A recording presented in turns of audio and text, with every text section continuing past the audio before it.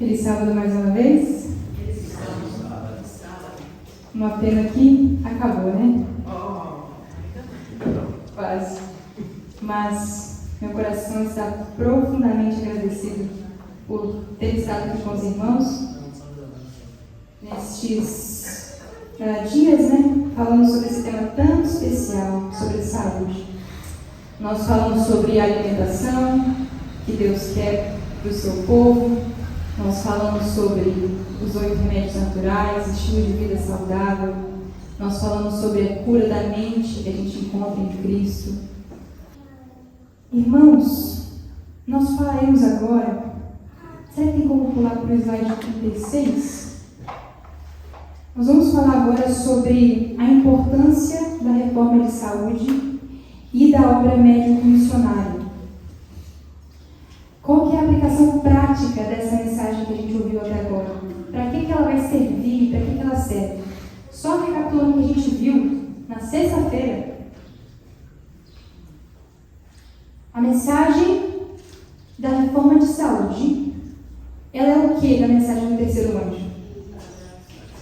O braço direito. Ela é uma mão ajudadora que abre portas para que as pessoas conheçam o Evangelho, como diz esse texto. Assim como o braço direito está ligado ao corpo, também a reforma de saúde e a obra médico-missionária estão ligadas à mensagem do terceiro anjo e devem trabalhar eficazmente como braço direito para a defesa do corpo da verdade. Irmãos, nós também vimos o que se trata então a mensagem do terceiro anjo. Alguém se lembra da definição que eu mostrei naquele texto? O que é a mensagem do terceiro anjo? Justificação pela fé. Vários me escreveram perguntando se a mensagem da justificação pela fé é a mensagem do terceiro anjo. E respondi, em verdade, a mensagem do terceiro anjo.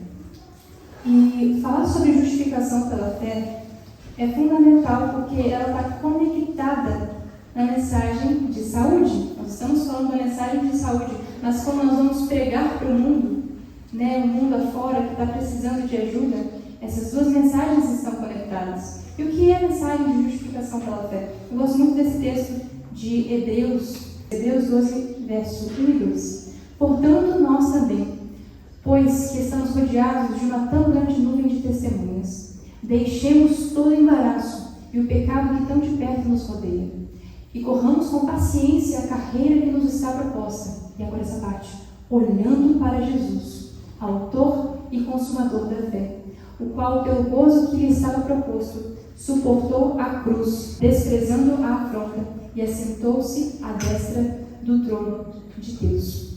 A mensagem de justificação pela fé na prática, ela te leva a olhar para Jesus a todo momento. É um olhar para Jesus constante. E isso que nos vai transformar de glória em glória a sua semelhança. Não num passe de mágica, numa varinha de condão assim, mas de um olhar contemplativo, um olhar com os olhos da fé a Cristo. Nós seremos transformados. E a mensagem de justificação pela fé, ela exalta a Cristo em toda a nossa salvação, em toda a nossa santificação. É Cristo do começo ao fim, o Cristo que nos salva, o Cristo que nos perdoa, o Cristo que nos dá o próprio arrependimento. Essa mensagem que nós vamos pregar ao mundo antes da volta de Jesus, uma mensagem de amor, mas não um amor teórico. É sobre isso que eu vou falar nesse momento e conectar isso à mensagem de saúde. Olha só esse texto que está no Beneficência Social. Durante a meditação de hoje, nós vamos estar lendo vários trechos deste livro aqui, Beneficência Social, que é um livro que eu recomendo para toda a igreja ler. Você consegue achar no aplicativo, você consegue achar naquele site, né? elmart.cpv.com.br. Nesse livro aqui, tem orientações muito preciosas sobre a missão da igreja. Nós somos a igreja. O que nós deveríamos estar fazendo? Pregando. E esse texto que está falando aqui diz o que significa revestir-se do Senhor Jesus Cristo. Amar a outros é revestir-se do Senhor Jesus Cristo. É andar e viver tendo em vista o mundo invisível. Devemos, assim conservar-nos olhando para Jesus, o autor e consumador de nossa fé. Quanto mais nós olhamos para Jesus, mais semelhantes nós somos a Ele. E quanto mais olhamos para Jesus, mais nós amamos, porque esse é o seu caráter, um caráter de amor. E a mensagem médica missionária, ela se trata de uma mensagem de restauração, tanto da alma quanto do corpo. Tanto do corpo, nossa saúde física, como da alma. E sem Cristo é impossível que isso aconteça. Na mensagem de hoje eu gostaria de ler com os irmãos um capítulo da Bíblia. A senhora White fala que nós deveríamos ler esse capítulo todos os dias. Vocês imaginam que capítulo que é da Bíblia? É em Isaías esse capítulo. 58. Isaías 58. O que diz Isaías 58? Vamos abrir nossas Bíblias e vamos fazer um estudo agora, né? Sobre qual é a missão da igreja. Tem 14 versos. Eu gostaria de ler o capítulo todo, na verdade. Então eu vou pedir que comece. Quem tem a Bíblia, levanta a mão. Tá. Então vamos começar do meu pai e aí minha mãe lê outro verso. Meu pai lê um verso, minha mãe lê outro e vai indo assim por diante. Depois que acabar desse banco, começa no outro banco, no banco de trás. Começando no verso 1. Clama em alta voz, não te detenhas. Levanta a tua voz como a trombeta, e anuncia ao meu povo a sua transgressão, e à casa de Jacó os seus pecados. Todavia me procuram cada dia. Tomam prazer em saber os meus caminhos, como um povo que pratica justiça, e não deixa o direito do seu Deus. Perguntam-me pelos direitos da justiça. E têm prazer em se chegarem a Deus, dizendo: por que jejuamos nós, e tu não atentas para isso? Por que afligimos as nossas almas, e tu não o sabes? Eis que no dia em que jejuais, achais o vosso próprio contentamento, e requereis todo o vosso trabalho. Eis que para contendas e debates jejuais, e para ferirdes com punho iníquo. Não jejueis como hoje, para fazer ouvir a vossa voz no alto. Seria este o jejum que eu escolheria: que o homem um dia aflija a sua alma, que incline a sua cabeça como o junco, e estenda debaixo de si saco e cinza.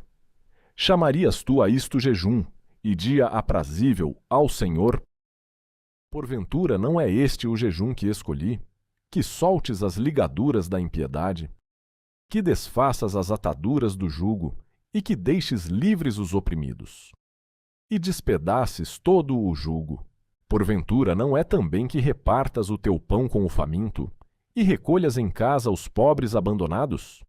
E quando vires o nu, o cubras, e não te escondas da tua carne. Então romperá a tua luz como a alva, e a tua cura apressadamente brotará, e a tua justiça irá adiante de ti, e a glória do Senhor será a tua retaguarda. Então clamarás, e o Senhor te responderá. Gritarás, e ele dirá: eis-me aqui. Se tirares do meio de ti o jugo, o estender do dedo, e o falar iniquamente, e se abrires a tua alma ao faminto, e fartares a alma aflita, então a tua luz nascerá nas trevas, e a tua escuridão será como o meio-dia. E o Senhor te guiará continuamente, e fartará a tua alma em lugares áridos, e fortificará os teus ossos, e serás como um jardim regado, e como um manancial cujas águas nunca faltam. E os que de ti procederem edificarão as antigas ruínas, e levantarás os fundamentos de geração em geração, e chamar-te-ão reparador das roturas e restaurador de veredas para morar. Se desviares o teu pé do sábado, de fazeres a tua vontade no meu santo dia, e chamares ao sábado deleitoso, e o santo dia do Senhor digno de honra, e o honrares não seguindo os teus caminhos, nem pretendendo fazer a tua própria vontade, nem falares as tuas próprias palavras. Então te deleitarás no Senhor, e te farei cavalgar sobre as alturas da terra, e te sustentarei com a herança de teu pai Jacó, porque a boca do Senhor o disse. Amém. As 3 mensagens angélicas começam como? Vi outro anjo voar pelo meio do céu e tinha o evangelho eterno a proclamar àqueles que habitam sobre a terra. É toda nação, e tribo, e língua, e povo, dizendo com quê? Com grande voz. Como é que começa o capítulo 58 de Isaías? Clame a plenos pulmões. Clama em alta voz. A mensagem em Isaías 58 é a mensagem do terceiro anjo que nós vamos pregar nos últimos dias. Olha esse texto aqui. A obra de beneficência recomendada nesse capítulo é a obra que Deus requer de seu povo neste tempo. Então, se nós queremos ter um senso de missão, o que eu devo fazer aqui nessa terra?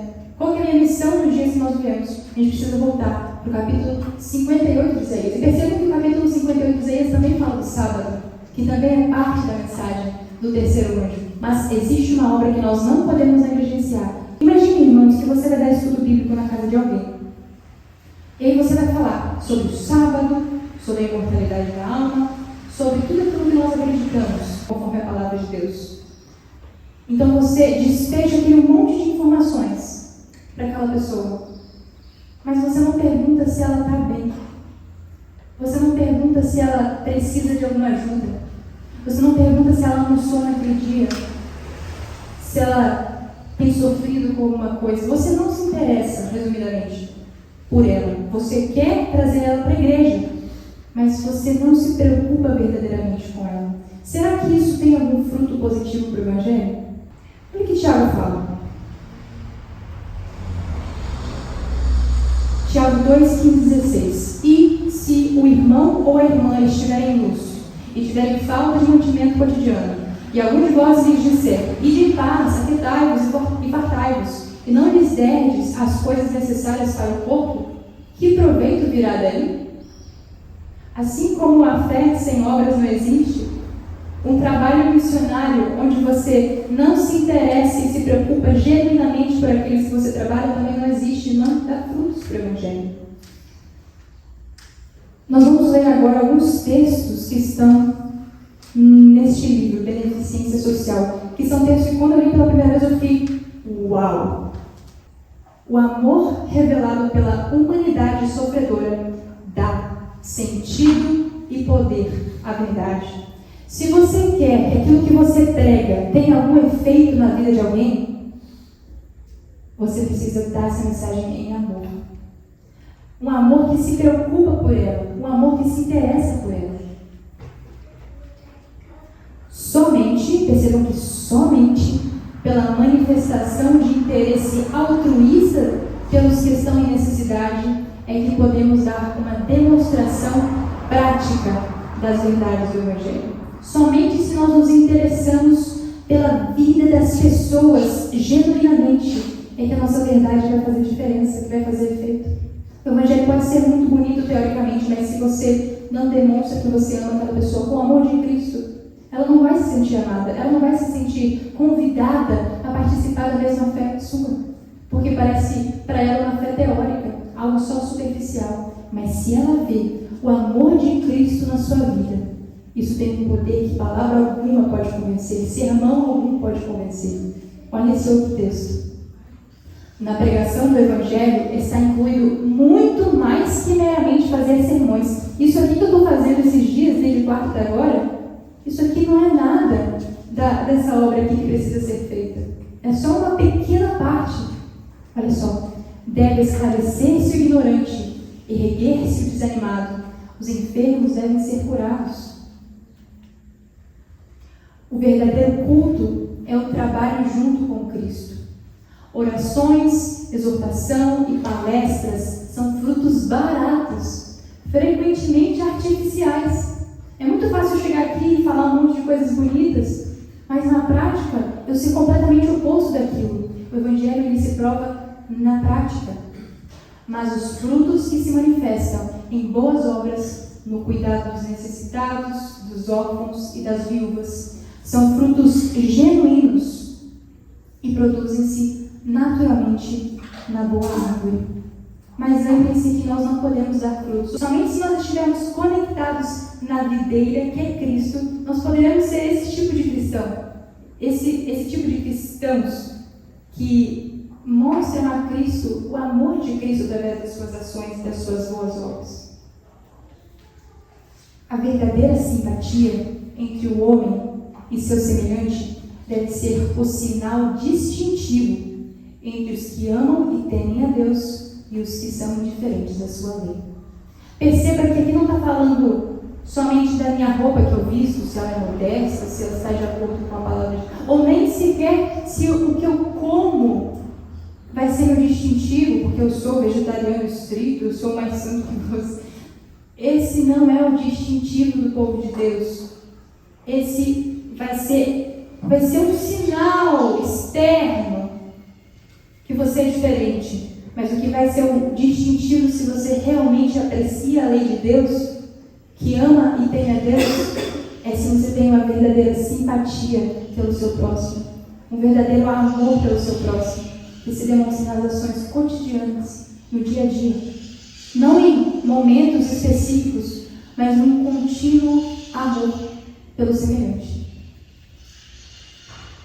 E por que eu estou falando sobre isso? Sobre a cortesia cristã e o amor fraternal. Porque isso está diretamente conectado à nossa saúde. Isso que a gente vai ver nos próximos textos. Olha só. O prazer de fazer o bem aos outros confere aos sentimentos calor que atravessa os nervos, aviva a circulação do sangue e promove a saúde mental e física. Quando nós servimos a outros, a gente beneficia aqueles que nós estamos ajudando, mas nós somos ricamente, grandemente beneficiados. Os nossos nervos são aquecidos com um calor, uma energia que promove saúde mental e física. Esse outro texto aqui diz: vós que tendes pouca saúde, existe para vós um remédio. E aí, Isaías 58. Se cobrirdes os nus, recolherdes em cascos descerrados e repartirdes o pão com os famintos, então romperá a tua luz como a alva, e a tua cura apressadamente brotará. Nós vimos esse texto agora. A tua cura apressadamente brotará. Isso está relacionado ao cuidado com o próximo. Olha só, fazer o bem é excelente remédio para a doença. Os que se empenham na obra são convidados a invocarem o Senhor, que prometeu responder-lhes. Sua vida será satisfeita na seca, e serão como um jardim regado, cujas águas nunca faltam. O fazer bem para o próximo é cura para nós. Nós falamos que todos nós precisamos de cura. E às vezes, muitas vezes, nós focamos tanto em nós, no nosso ganho, nos nossos interesses, que o próximo passa desapercebido. Aquele que está pertinho de você, mas está sofrendo. Que se você desse um sorriso e um abraço nele, não precisa de muito. Aqui não está falando de você ser um milionário que vai distribuir dinheiro para todo mundo. Não é isso não. Está falando de interesse pelo próximo, que muda o dia das pessoas e nos dá saúde.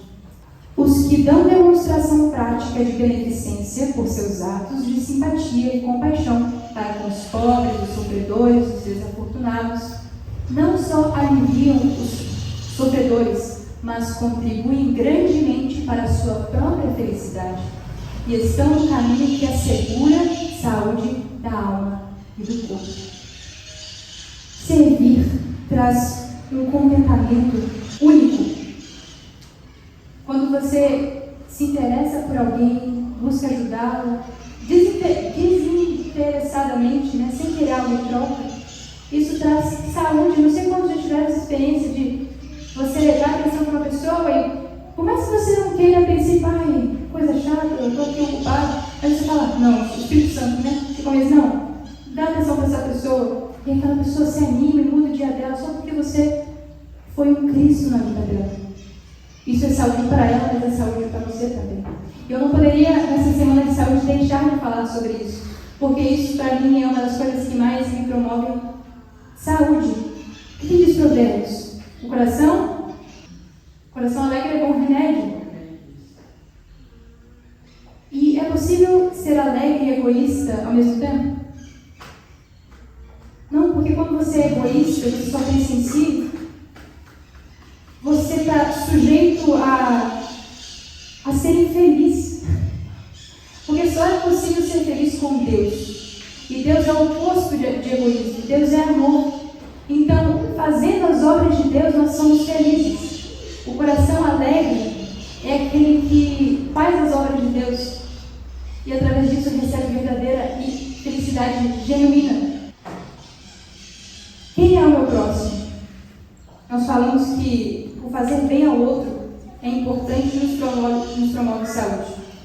E lá nos tempos de Cristo, um certo doutor da lei perguntou para ele: quem é o meu próximo? Na história de bom samaritano, né, nós lembramos. Quem você acha que é o seu próximo?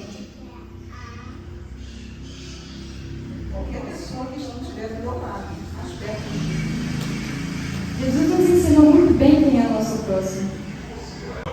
Na parábola do bom samaritano, Cristo respondeu essa pergunta.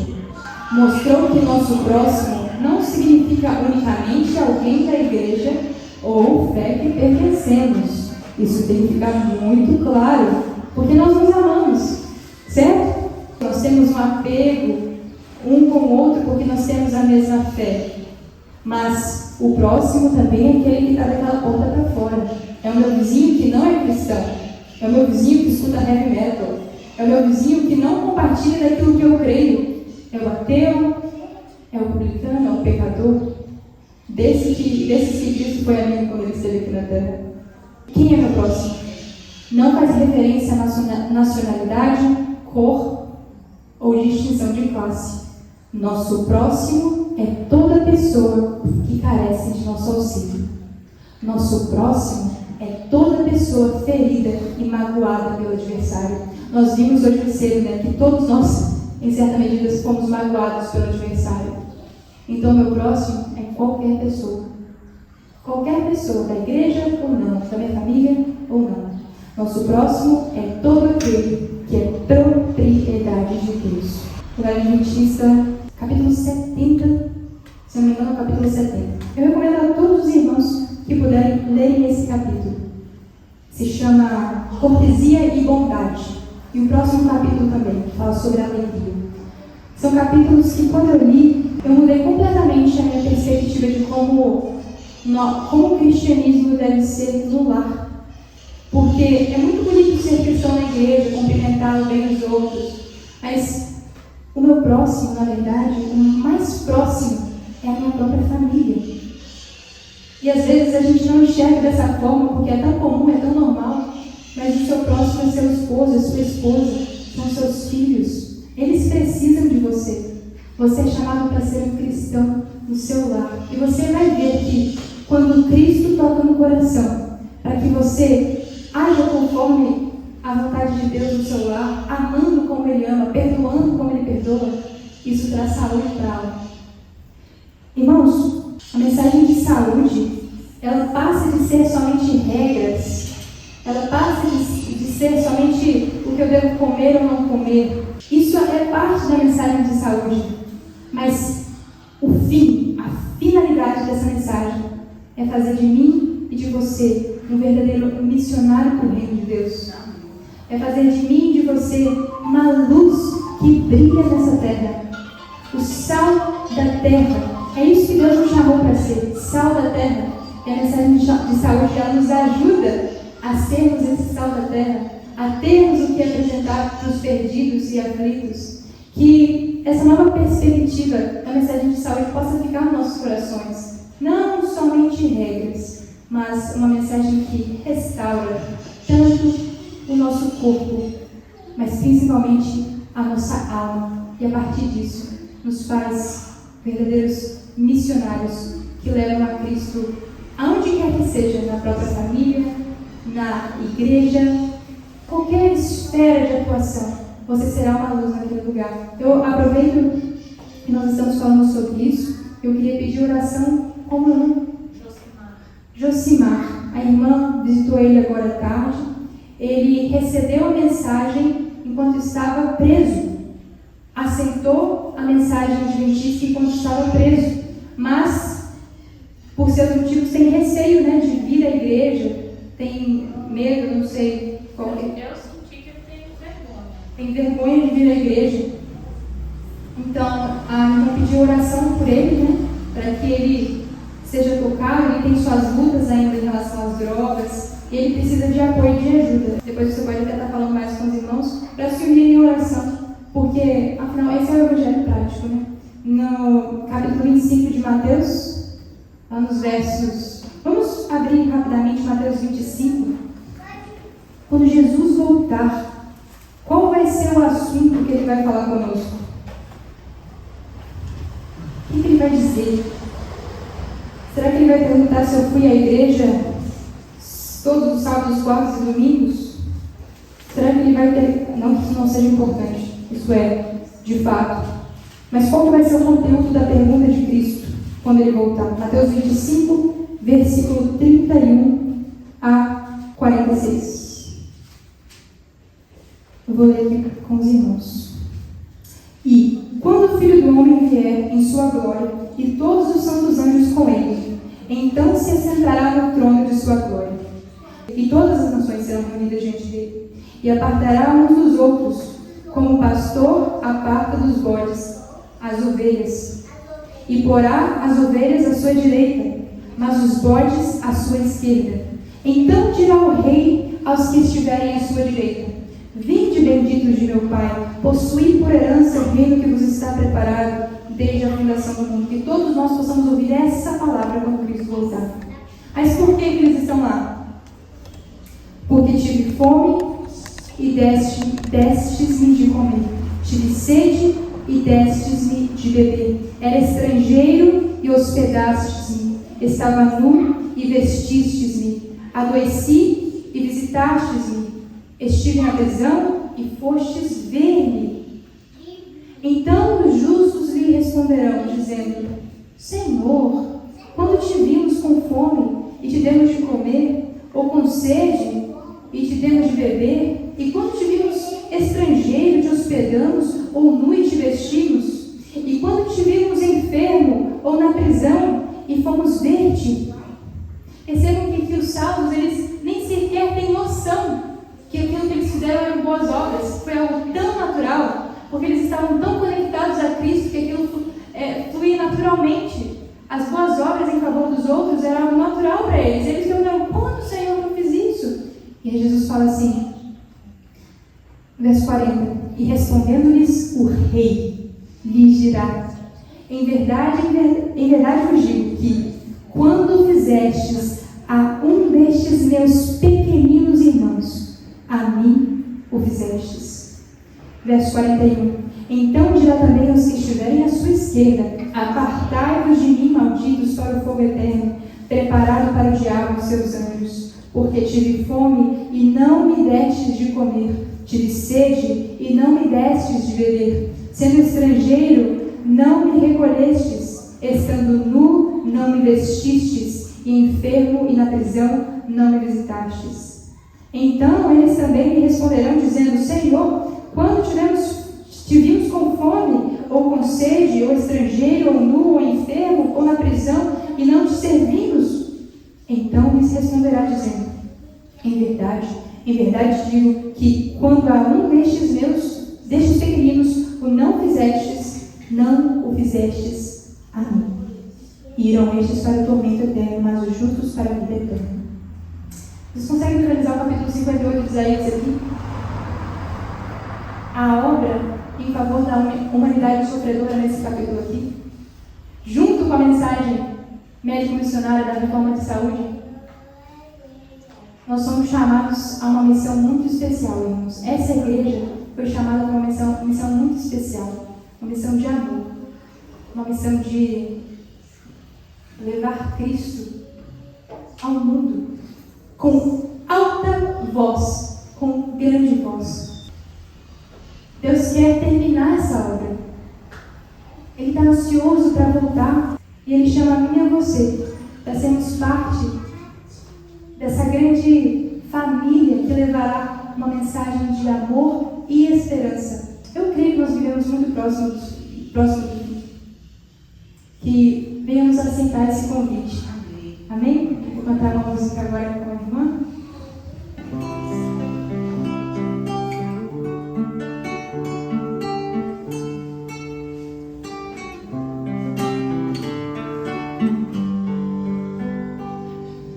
Haverá um novo tempo, haverá um novo lugar, novos céus e nova terra.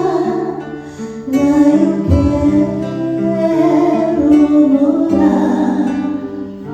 Haverá ali surpresas, quase tudo novo então, mas ao nosso Deus eterno, nossa eterna adoração.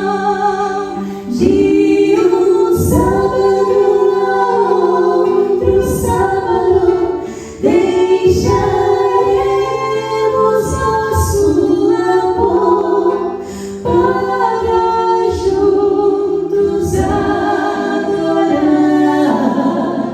nosso Salvador. De um sábado a outro sábado, deixaremos nosso amor para juntos adorar nosso Rei, nosso Salvador.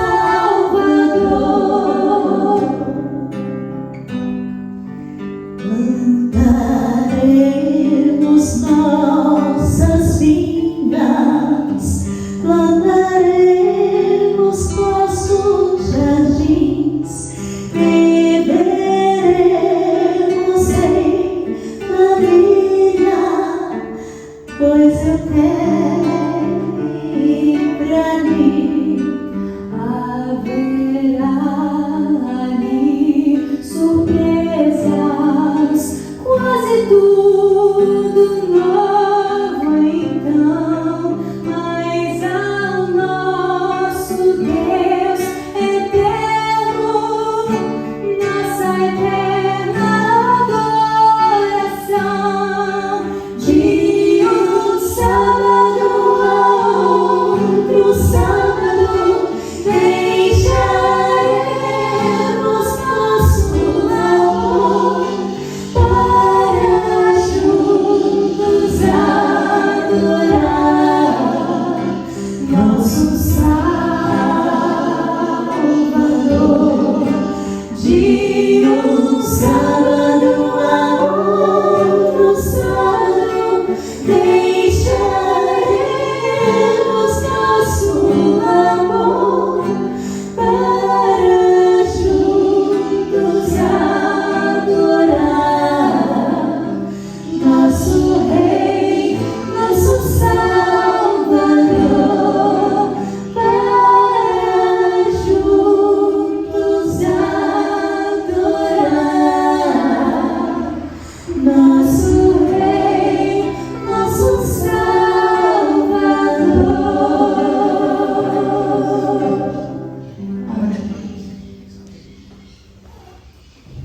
Oremos. Querido e bondoso Pai que está nos céus, muito obrigada, Senhor. Se eu orasse até aqui, já seria uma grande oração. A gratidão, Senhor, que inunda o nosso ser. Que o Senhor nos dê coração gratos por tantas bênçãos e tanta luz que o Senhor derramou sobre o teu povo, Pai. Perdoa nossa negligência em não compreender a tua habilidade, em tardar em aceitar que o Senhor é tudo para nós e que nós necessitamos do Senhor a todo instante. Pedimos, Pai, a tua ajuda para cumprir a missão que o Senhor nos dá nessa terra, a missão de anunciar o teu Evangelho através do amor aos sofredores aqui nessa terra, Pai. Dando assim um alto clamor que encherá a terra com a glória do anjo de Apocalipse 18, Senhor. Queremos fazer parte desse povo que anunciará a Tua mensagem e pedimos que o Senhor nos ajude através de uma mente clara por uma reforma de saúde coerente com a Tua vontade, nos ajude através de um estilo de vida saudável que nos promoverá saúde e a oportunidade de termos força e energia para pregar o Teu Evangelho e cuidar de outros também que estão sofrendo. Nos ajude, Senhor, porque precisamos de Ti a todo instante, a cada momento, Pai. Obrigada porque o Senhor nos ensinou e tem nos ensinado. Nos ajuda a ser alunos da Tua escola e o Senhor seja sempre o nosso maior professor, Pai. Fique com cada irmão aqui. Eu não mais estarei todos os dias como estive aqui, mas sentirei, o Senhor sabe, saudade de cada pessoa. Mas eu peço que o Senhor guarde cada um aqui, nos seus lares, na sua família, no seu trabalho, e que cada um de nós possamos nos sentir amados pelo Senhor. E que esse amor resulte em uma vida de amor a outros também, em uma vida de serviço, de beneficência e de compaixão pelo mundo sofredor, Pai. Pedimos esses pedidos de coração, Pai. Quem somos nós para pedir algo ao Senhor, mas se não for o Senhor, quem nos dará algo? Porque todas as boas coisas vêm de Ti. Então, que o Senhor receba essa oração dos nossos corações e conceda-as conforme a Tua vontade. Abençoa cada irmão aqui, Pai. Eu peço de coração que cada um aqui esteja naquele dia que possamos cantar de um sábado a outro sábado, lá no céu, numa grande família, Pai. Pedimos isso e agradecemos. Em nome de Jesus. Amém.